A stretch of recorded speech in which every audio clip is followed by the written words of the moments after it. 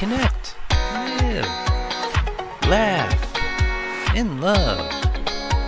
Connections, dreams, getaway experiences.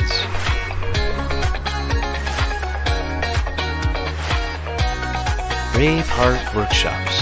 Unique getaways live with Jill Reynolds. The Connection Show, Restore, Renew, and Reconnecting Community, sponsored by Brave Heart Workshops live. This is Jill Reynolds, and joining me today is Chelsea Collie. Hi, Chelsea. Hi, thank you for having me, Miss Jill. Oh, we're so grateful that you could join in, and we're just so grateful we can share with the audience just a little bit about you. So I'm going to read Chelsea's bio to you. She is the CEO of Spread Love, Speak Life, whose vision is to elevate the world by the power of love. Chelsea has an entrepreneurial spirit which opens the doors to inspire and serve others through her community. Her mission is to empower 10,000 moms to achieve their one big dream by 2030. Chelsea has authored the book, Be a Life Breather, Transform Your Vision into Reality. Having had a traumatic experience at the age of 16, she found herself without a mother. Chelsea had the option of letting loss, and heartbreak rule her destiny or find the power to rise above. She chose to let her experience propel her forward in her mission of helping others. She currently resides in Austin, Texas with her husband, children, and their pets. She and her husband enjoy investing in real estate and renovating properties. Her hobbies include live music, attending personal growth events, and spending time with friends. She has become unstoppable, and so can you. Well, what a beautiful, beautiful story. So if you wouldn't mind, Chelsea, sharing whatever part of your story that I just read might be helpful, of maybe some of, sometimes you hate starting with the worst, but I mean, if you're comfortable sharing your loss with the audience of what developed, of how you got onto this new journey of healing. Yeah, absolutely. I would like to share that. And you said let loose. Well, I did kind of let loose. That was one of the effects that it had.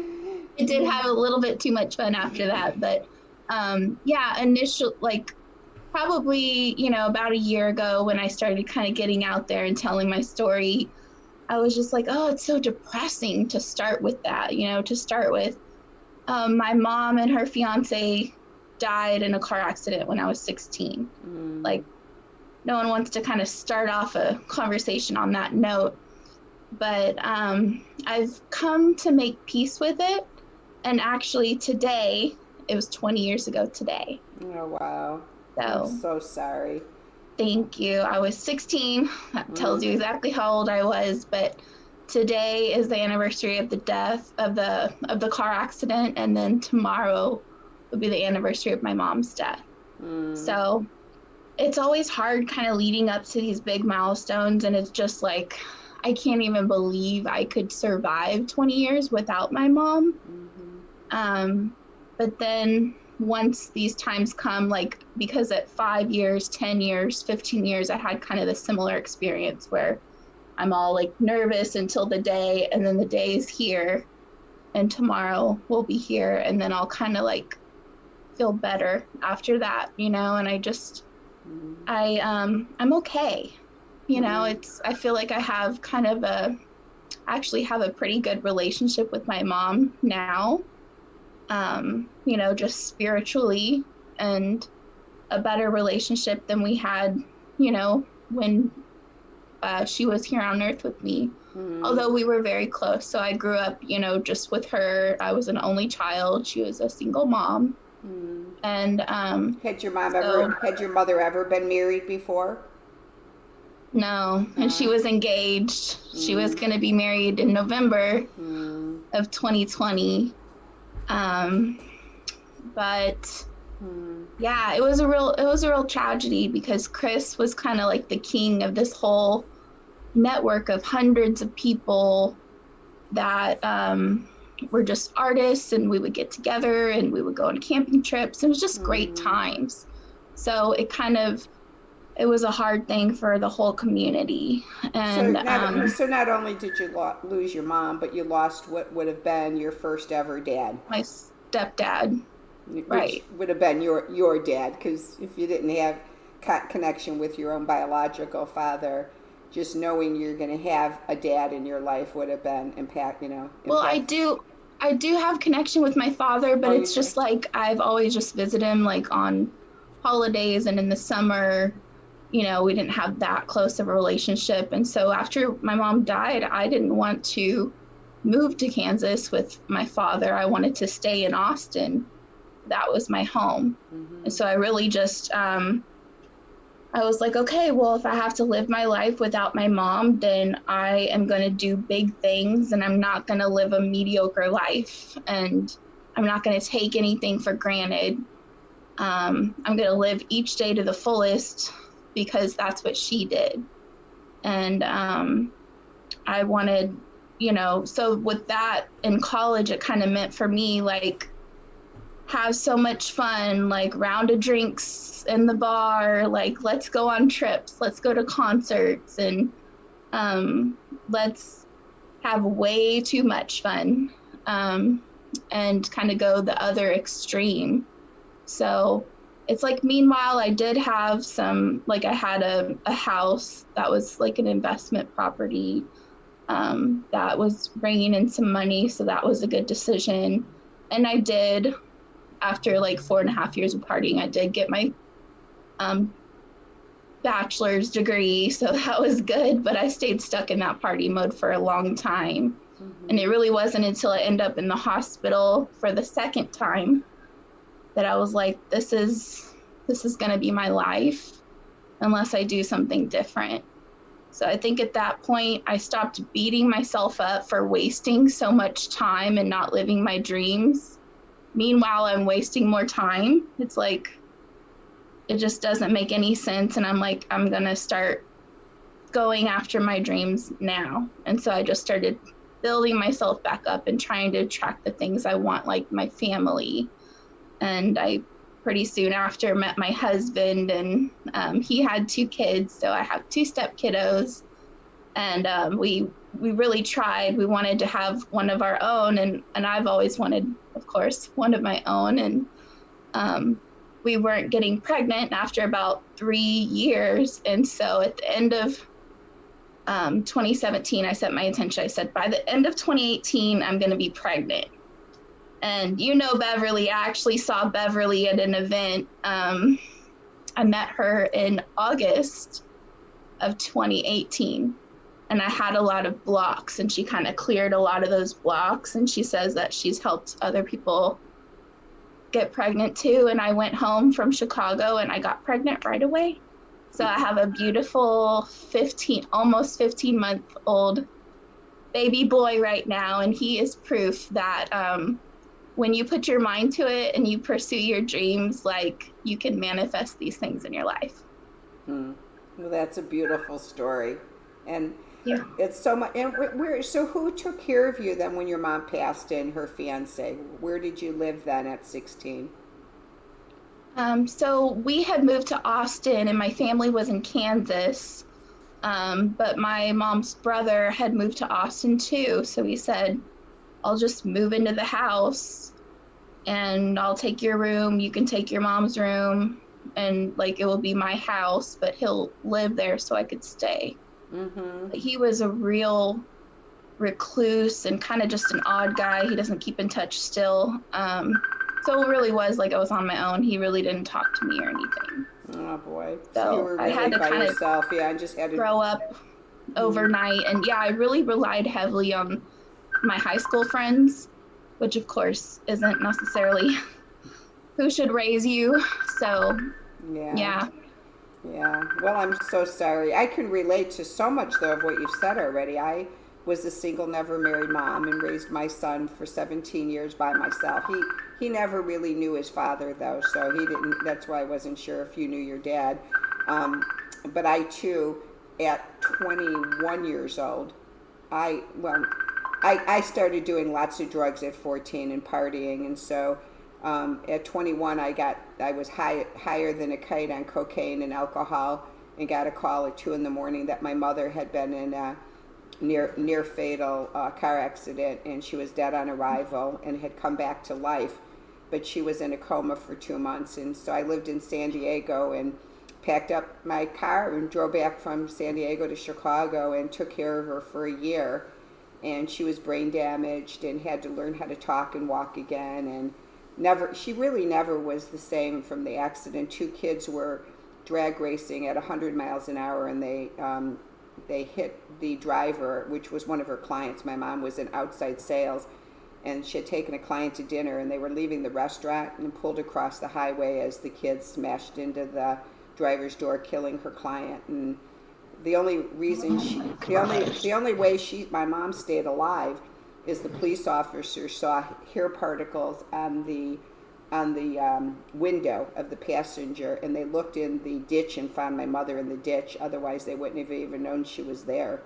But yeah, she had permanent brain damage and was only 45 years old and never could work again. She's now passed. She died of cancer, but it's hard when you go through that, and stuff. But so I can relate to you. It's kind of weird that we both have mothers with car accidents and single moms.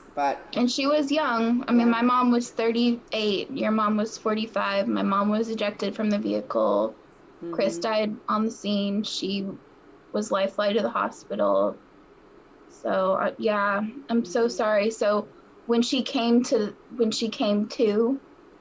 I guess she had no idea what happened, or... Oh, no, she didn't even know who we were for months, because she had total brain damage. And I think the harder part for me was with the brain damage and everything, she would have spells of either anger, laughter, or crying fits. So I would watch her. My brother worked like 7 to 3 in the afternoon, 7 a.m. to 3, and I worked 3 to 2 in the morning as a bartender. So I'd come home from work at 3 in the morning and get about 3 hours of sleep, 4 hours of sleep max, and she'd wake me up around 6 a.m. and I'd have to bathe her and take care of her.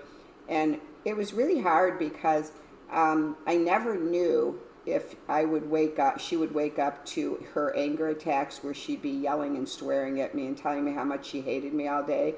And then some days she'd wake up just laughing hysterically and wetting her pants. Other times she'd be just having crying spells. And then she started regressing and having memories of her own childhood that she shared with me that were really, really hard, because they were extremely like things that I never knew. And at 21, trying to process it, and what the weirdest part about the story is that was like unpleasant. Oh, horrible! It was horribly hard for me. And then, of course, every dime that I made, I had to pay all her bills because she wasn't getting any money. So it was really a weird thing, but. Anyway, I want to focus more on you, but it's just weird that we've got such similarities and stuff. And so let's talk a little bit then. And I'm a recovering drug addict, alcoholic, so I get letting loose, In fact, in the midst of my mom's car accident, I was a cocaine addict. And so here I am taking care of my mother and trying to stay okay without my drugs, because I was doing them every day. So it was really weird. It was very strange. Wow. Yeah. That's a lot, like all compounded at the same time. Yeah. So then you found yourself, you said you ended up in the hospital, I'm assuming, on drugs and alcohol, or was it a suicide ideation, or how did you end up in the hospital? Well, the first time I ended up in the hospital, it's like I wasn't sleeping. I actually wasn't doing any drugs or alcohol at that time. But I was just, manic, and I didn't know that it was a bipolar episode. And so when that happened for the first time, I was diagnosed as bipolar, I think at like the age of 25. Mm-hmm. And then the second time that happened, it was similar to where I wasn't sleeping, I was having erratic behavior. And also my psychiatrist had prescribed me Adderall. And so I was really sleeping like every other night. and I was like so obsessive and like just all this erratic behavior. And eventually I crashed out, and my godmother, just knew something was wrong. And so she just came and got me and said, we're going to the hospital. So I was in like the mental health, for like a week and a half. Well, that's not even that long. That's not even that long. I've been actually hospitalized 5 times for eating disorder and treatment and stuff, so I can totally relate to that. So are you still having to be medicated, or have things changed? You're able to stay balanced with the baby and everything now? Yeah, my medicine has been pretty good. I feel like we found like a pretty good combination. I've been pretty much on the same thing for the last, like 4 years or something.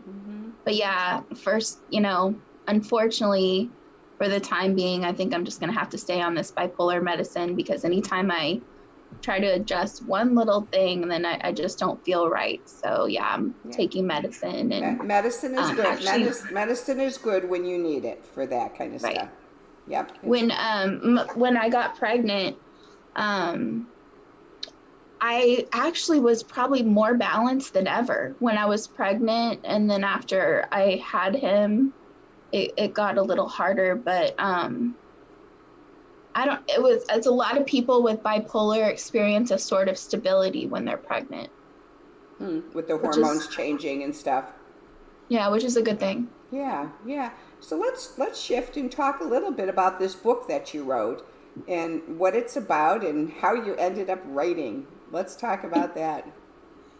Okay, cool. Well, I started writing it, and it was like almost done before I got pregnant. But then through the course of getting pregnant, and then the course of my son being in the hospital for the first months of his life, it just kept getting delayed. And I finished it about 10 times. And on the 10th time, I was like, I better publish it, otherwise I will never finish it. Like, it's never going to be perfect. So anyways, it was like several years in the making. And I don't tell the story of my son being in the NICU for 110 days, that was a very difficult and unexpected thing that kind of took like all of last year.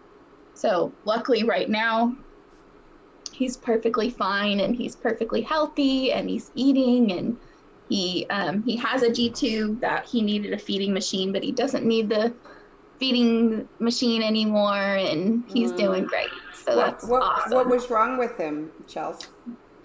We didn't know ahead of time, and I had to have an emergency C-section at 36 weeks, and we didn't know he had this condition, but he had esophageal atresia, where his esophagus was not connected to his stomach. Have you heard of that before? I haven't heard of that, but I've heard of something with the esophagus, but I'd like to hear. Go ahead. Yeah, where it was just like a dead end. It was like there's this and there's the stomach, but there was like a gap, like it was closed. So when they, after they're born, they take them back and they put the suction tube down, and it wouldn't go down. And they're like, why isn't it going down? So they did an x-ray and saw that his esophagus wasn't connected to his stomach. So he couldn't swallow the first 5 months of his life. And he had to have 10 surgeries last year. So have they been able to make something like a makeshift then? Actually, they had 3 connection surgeries, and that was in May and June last year. 3 in a row. And one time they went in and they pulled it a little bit and stitched it, and then that was on a Thursday. Then the next Thursday they went in and pulled a little further, but it wasn't quite close enough. And then the next Thursday they went in and they attached it. So he had like a surgery to put in the G-tube, 3 connection surgeries, and then since then he's had several dilations where they go in and kind of expand it. Is he able? But he has not needed a surgery since last September, and he's been great. So he's able to eat food now. Yeah, absolutely. Wow. Well, and I don't know if it would affect him, but one thing when you said what it was, my nephew, who's in his 20s now, when he was quite young, he had something with his esophagus and was kept closing up. And they finally, after so many different things, found out that he had genetic celiac disease. And so just something to keep in the back of your mind with the esophageal stuff. There is a lab test you can get for genetic celiac, and especially because when you were having a difficult time getting pregnant, one of the things that I've learned is celiac disease genetically can cause infertility issues, and it can genetically be passed on. So just to look for that, because if he has any more types of inflammation ever in that esophageal, sometimes when you have genetic celiac, it inflames that area, and that's what happened to my nephew. And then he just has remained gluten-free most of his life, and even dairy-free, and he's totally fine. But oh well, That's man. great. Thank you for telling me that. Yeah, so I can't believe what you've been through. It's like, oh, here you finally get pregnant, you have this baby you've been dreaming of, and then you go through this. It's just one thing after another, isn't it? Yeah, and it's weird because it's like I'm thankful I have a baby. I'm thankful he's alive. There were a few times where it was very scary, and I thought we were going to lose him at a couple different points. So I'm like, I'm so thankful to have this beautiful baby that's alive, and I knew it was just temporary. Like, he's gonna eventually be better. We're gonna get past this. But being excited, but then being nervous, is like all this bittersweet, good and bad at the same time. So tell us what is, and I want people to buy it, so what is the theme of Be a Life Breather? Is this about your mother and stuff and your relationship and what happened, or? I know, I kind of shifted. I didn't tell you what my book was about. So Be a Life Breather, Transform Your Vision into Reality is my personal story, my philosophy on how the power of love can make your life better, and a workbook. And so it's kind of like half and half, and half is like my story, my philosophy, the power you have within you. And then the second half of the book is your dreams and your plan. So it has, a section about vision and what do you truly want. So you create your bucket list. And then after you create your bucket list, big long one, you create your 20 plus year vision. And then it just walks you through breaking it down. It's Awesome. just basically just a template. 20 years down, what do you need to achieve by 10 years to get to that 20 year? And then 5 years, 2 years, 1 year, 6 months, 12 weeks, 1 month, 1 week, 1 day. That way, by the time you're done, you have an actual plan of what I need to do today and tomorrow, and by the end of next week, to be on the right path to achieve your dreams. Well, we're definitely going to do a retreat together on this, so we can invite people to come to a retreat and start your workbook for a 1 week beginning, and then doing some life coaching along the way would be wonderful for you to help people. It's kind of weird.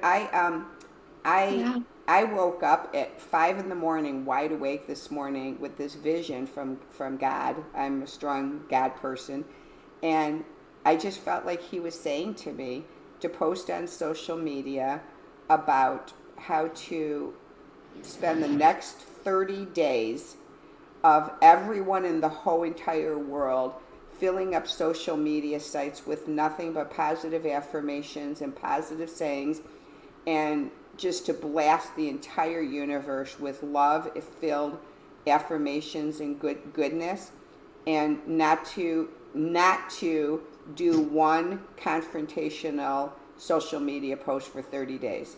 Like, I just had this vision. And so all over my social media posts this morning, I couldn't go back to sleep. I finally went back to sleep at about 6:30, but I just found myself where I just had to get up and just start posting. And this is what I wrote. I woke up and felt this yearning in my soul that if all of us in the world would post healing and joyous love-filled posts daily for 30 days continuously on the social media pages, and nothing negative or controversial, we might be able to offset the pain and suffering we're all feeling right now, permeating the world on social media pages. Let's spread the word and uphold peace, love, and connection in the world. We need each other. I, for one, need you. Continue to connect, really connect in love. And then I have a picture that says, in a world where you can be anything, be kind. And I just had this vision, and I just started posting it everywhere I could post it. Okay, And, what's the hashtag? Because I am totally on board with that. well, I'll send it on your Facebook page, and you can just post it too. And I just 30-day love blast. Yeah, let's just do it. Like, let's be a life breather. Like Chelsea's book, let's Exactly. be a life breather. And I'm not, I want people to know I'm not discounting the controversy. So please don't take this of, you don't want to talk about it. No, you know what?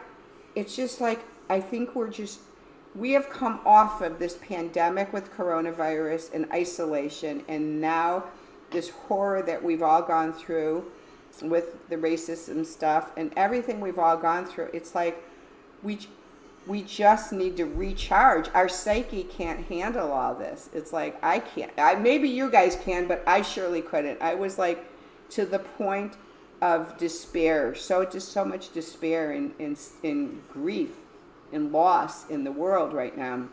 And so I just, my Braveheart workshops, my tagline is connection, dreams, getaway experiences. So I'm going to transition with Chelsea. So Chelsea, how had you been connecting during social distancing? What did it look like for you? So there was it's like there's this disconnect, and I'm like, in the beginning, I was with the COVID situation, watching the news. I was staying up till 2 or 3 in the morning. What are the numbers today? What are the world? I've got all the websites pinned so that I know what are the numbers in Texas, US, in the world. How I'm tracking how they're going up. I'm telling people, you got to take this seriously because blah, blah, blah, blah, our health is at stake. And I realized that's not helping, and it was just creating more of the fear mindset. And so since then, Angel Tessie and kind of the power team group, like Angel Tessie had this event called the Connection, the Connect event. And then there's all these events just popping up and just these amazing, amazing people. So I just started doing all these virtual events and getting above the noise. And so I've been above the noise, and I've kind of tipped my toe back down and seeing what's happening. And it's breaking my heart, of course, with the George Floyd. I just posted yesterday, I shared his brother's message. That was just, I said that it was disgusting, and George Floyd was polite and friendly, and there was no call for it. And I'm sorry to all of my African American Black friends and family that they have to suffer for that discrimination with no. But I do have this, I got to stay above the noise, and that's kind of what I have to do during hard times, because I have to be the leader. Like in the middle of my son fighting for his life, and he's crying and he's having trouble breathing, I'm like, all I have to do is breathe. Once I started breathing, he would breathe. Like, I had to be okay for him to be okay. Mm-hmm. And so that's where I am right now. I'm trying to stay above the noise and just be that message of hope and love. And there is some guilt with that, because I'm like, I'm not trying to avoid it, but I can't look at the news. I can't look at everything every day. It just can't. Well, I absolutely love your vulnerability, and I love the title of your book, because life breath is my theme. It's my theme. If you've not, I'll send you the link on Michael W. Smith. He's got a song called Breathe.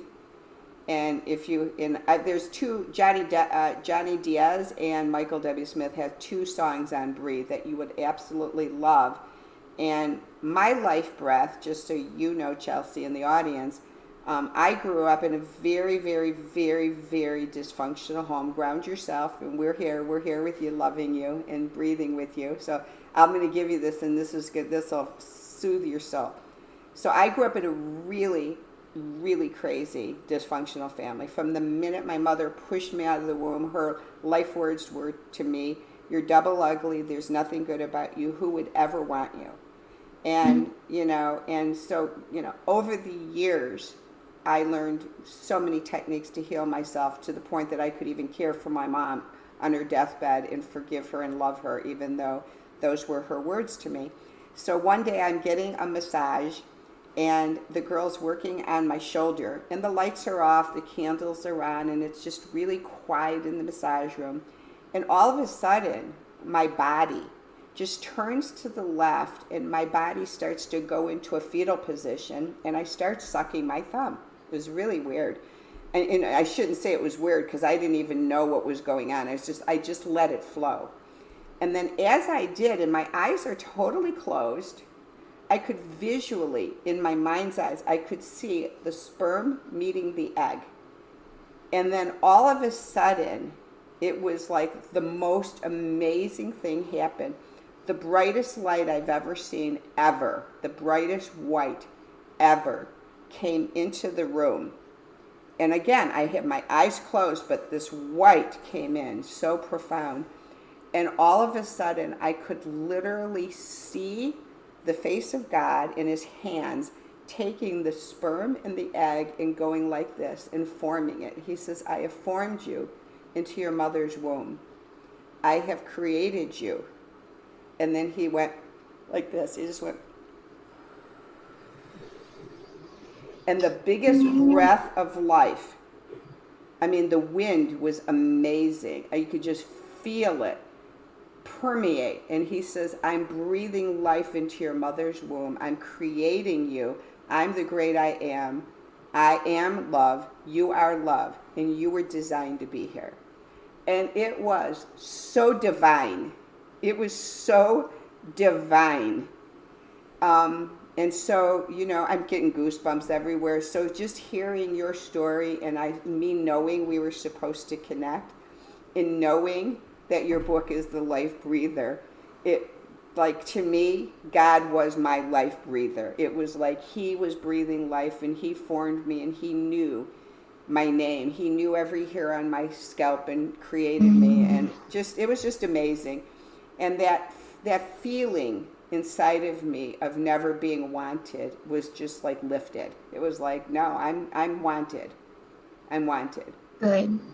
So were you able to kind of go back through your past at that point and I've been working on my past for putting the love in, yeah, because that's such a painful upbringing. Yeah, I've been working, but this just came to me. It was, and I don't know how many years back this was. I'm guessing now, probably 6-7 years back that this happened. What a gift. That was so beautiful. And then, like I said, I'll give you those songs, and when you hear them, we'll have to reconnect, because when you hear them, you'll go, "I know why you like these songs." So they're really powerful. But I love the breath of life, and I love the breath of love, because, life is love.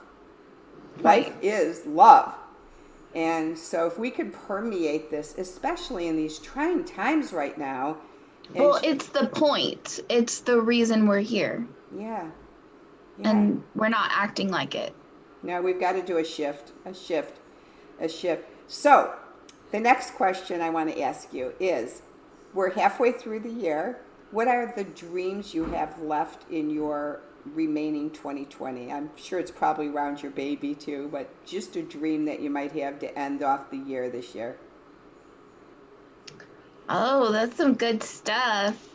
Well, I'm just excited to get my book and my programs out there, so that we can start building a global platform where everybody's showing love in their own unique ways, in their homes and in their communities. And they're telling others, let's spread more love. And then we're all kind of on this this global platform together, and it's like we have a stage with an audience, with people that love and want to spread more love. And if you want to, you can choose to step up on it and share your story. And so I'm not sure if you met Michelle Faust or have seen her. She was a guest on Beverly's show. She's helping people tell their stories, and she's creating a platform. So, and initially this was like my plan. Okay, 20 years down the road, I'll have a global platform. Now I'm saying that I want it by the end of the year. So I don't know how that's going to happen. I have no idea, but I want more time freedom. I want, someone to watch Jackson a few hours a day. That way I can knock out some cool things. And I just want to do basically my book tour completely virtual. Like, I'm going to be all over the world until the end of the year, not leaving my house. Like, I'm going to do it all virtual. And then next spring, depending on how things go with the pandemic, I'll do an actual in-person tour where we rent an RV and go around city to city. But someone once told me about breathing life and being a life breather.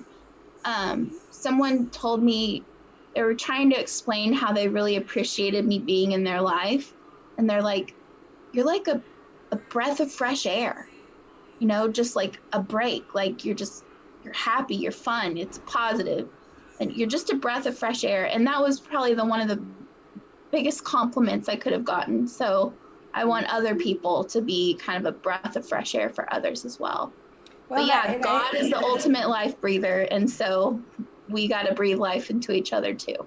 Well, and I think we can be if we as a world really start to focus on that love. I was sharing with the girl I interviewed right before you, who is a chiropractor, that, I woke up yesterday. Again, I keep having these cool wake ups.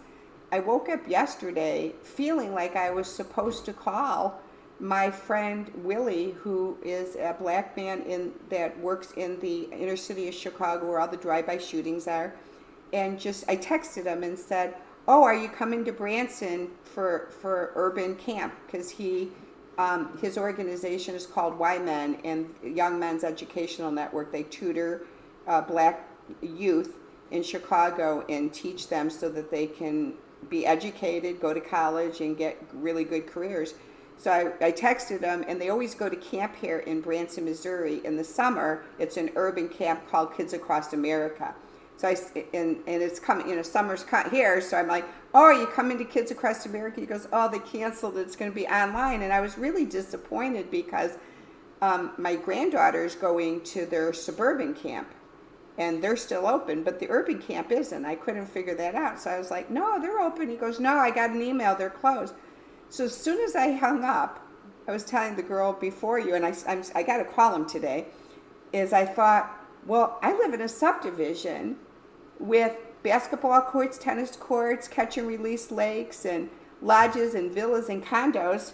Let's see if we can gather some money and rent the lodges and bring the kids, busloads of kids here to Branson, and still we'll do camp in my backyard. It's like, I live in a resort property. Like, why not bring the urban kids here? And it's just like, instead of, and trust me, I'm not opposed at all to people sending their money to Black Lives Matter, but it's like, there's so many ways that we can use that money and like give love to all of these children or whatever, and not to just one organization. So I'm just like thinking, like, we could be doing this. Like, let these kids, they've been cooped up in urban cities with drive-by shootings and no breath of air with coronavirus, and let's get them in the open air and let them, go to the lakes and swim in pools, and just like, let's have fun and love them. Let's love on them. And so I just think there's so many ways we can create community and love and connection. There's so many different ways we can do it. It doesn't have to be in one little box and say, this is what it's going to look like. Like, we can create start creating things that you can do.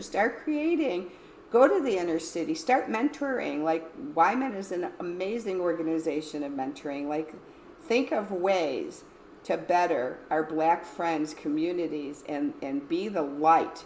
Be the light. Be light. That's what I just keep feeling. Be light, live, breathe.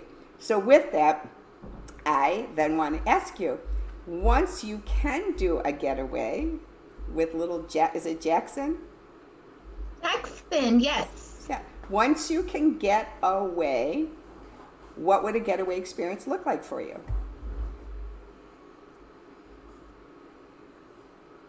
Right where you are right now. The beach. The virtual background. The virtual background. Not Branson, although I do like Branson. Branson's amazing. Silver Dollar City. That's in my book. Silver Dollar City is in my book. It is? Is Yes. it? Oh, well then. I talk about my happy memories growing up, and that was one of them. Was it really? Yeah. Oh, then you're not waiting. Your son is how old? 1.5? I grew up in Kansas. How old is he now? 1.5? No, he's almost 15 months, so he's a year and 3 months. Oh, then you're not waiting. You're going to get in your car and you're coming here. It's only, 6 hours, 7 hours from Austin? Branson? It's like maybe. It's a little further, but maybe I don't know. I don't think we're traveling. Oh, gosh. Until we know it's okay. Oh, we're cool here in Branson. They're opening. Silver Dollar opens up next week. We're totally clear. No cases, Branson, and I live exactly 4 minutes. My subdivision is right across the street from Silver Dollar, and I have a huge great room downstairs, 30 by 20 great room with 2 big bedrooms. So you have a king bed for you, and Jackson has a trundle. He has a trundle bed, or I have a pack and play down there because I'm a grandma with 13 kids, and I have passes to Silver Dollar City. So. Wow. You're coming. We had a family trip planned for May, and we were all going, and everybody was going to meet Jackson, and we were so excited. We had to cancel it from coronavirus, so that was sad. We haven't. I mean, we've been really blessed here. I mean, I look all the time, and I had to have some MRIs done yesterday, and I asked the girls at the hospital in radiology, how many cases have we had truly in the hospital in Springfield? She goes, we have only had 7. In Springfield, Missouri, like 7. That was it. And total cases, I think, in this whole area by Branson, Springfield, was like only 14. So it's been really, and we were diligent. I mean, diligent about full-blown quarantines during the whole the whole city shut down, And my church has been back now for 4 weeks. We're doing church in 3 buildings. We have outdoor chairs, so people, if they don't want to come inside, they can sit outside 6 feet apart. We got the big white screen, and they can pull up in their convertibles or their cars and sit up on top of their cars and watch church on the white screen. And so we're doing it. That's cool. We're doing it very safe. It's every other row. It's 5 seats apart. So, we're doing it really safely here in Branson, so I think you'll be okay. I'm just letting you know, just so you know, and I know your son. But if you can't do it this year, you can come next year because I'm right here. I'm right here in Branson. So definitely a getaway experience. And again, I'm an event planner, so I'll plan your family reunion here, and we'll get the lodges and everything. So yeah, it'll happen for sure. Yeah. It'll definitely happen because I really miss my family, of course. Yeah. But I've never been to, well, you know what? Exuma. And we went and did that with one day with the pigs and the pig beach. Do you know about that? Mm-hmm. You do? So, Yeah, Exuma in the Bahamas. That's where it would be. And you got to do Aruba. Aruba's got a beach called Flamingo Beach with flamingos. Oh, really? Okay. You fall in love with Aruba. Aruba's awesome. Aruba's called the Happy Island, and it's amazing. So you would love Aruba, definitely. And I've got some cool places there. Well, 2 more quick questions. The song comes, Aruba, Jamaica, ooh, I want to take you. 2 last quick questions before we hop off. If someone told you you had to get rid of all of your apps on your cell phone and you could only keep 2, what are your 2 must-haves? I mean, it's my email probably, and I mean probably Facebook and Messenger. Let's be real. Yep. I'll do Facebook and my email so that way I can get Messenger on Facebook. And what is one fun fact about you? My husband and I breed crested geckos, and we sell exotic reptiles at reptile expos every weekend And you're in different cities. And you're part of the Geico commercial. Well, yeah, we have a whole garage room full of probably like 200 geckos. So That's amazing. And you're in real estate investing too, which is really cool as well. Well, yeah, we do enjoy doing that as well. It has been such an honor to have you on the show. And what I'd like to do now is just so that the guest audience can see Chelsea's bio and a little bit about her. I will post this on the YouTube so that you'll have that. And you can reach out to her, connect with her.